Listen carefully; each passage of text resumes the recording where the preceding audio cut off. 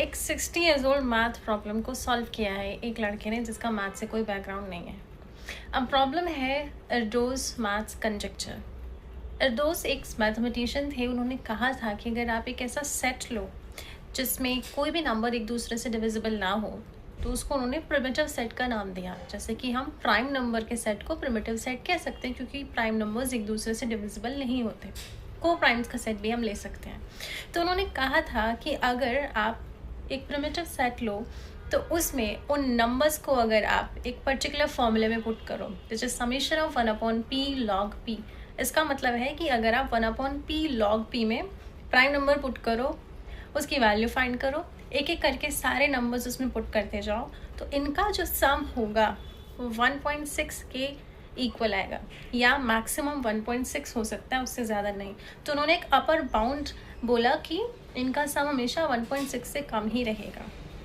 जैसे हम एक एग्जाम्पल लेके समझ सकते हैं। अगर हम एक सेट ले जिसमें प्राइम नंबर्स हैं 2, 3, 5, 7, 11, तो इनका जो सम है अगर इस फॉर्मूले से हम फाइंड करें तो उनका सबका सम आएगा around 1.25 which is less than 1.6। अब ये तो हमने लिमिटेड नंबर्स लिए इस सेट में।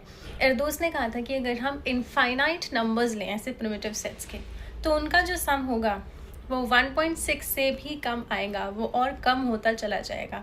जितना आप लार्ज नंबर लोगे उनका सम और कम हो जाएगा और इसकी मिनिमम 1 हो सकता है, यानी कि मिनिमम सम हो सकता है 1 और मैक्सिमम हो सकता है हमारा 1.6। अब प्रॉब्लम ये है कि यहाँ पे जो कैलकुलेशन है इसका कोई प्रूफ नहीं था। एर्दोस ने ये गेस किया था। Of course he did some research and work, but he could not prove कि ये 1 और 1.6 के बीच में क्यों रहता है। तो उसके बाद बहुत सारे मैथमेटिशियंस ने ट्राई किया इसको प्रूव करने का, but they could not solve it until 2026।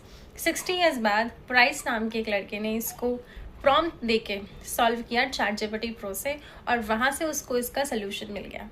Price ने कहा कि उसको पता ही नहीं था कि वो क्या कर रहा है, उसे पता नहीं था कि एर्दोस प्रॉब्लम कोई इतनी बड़ी प्रॉब्लम है।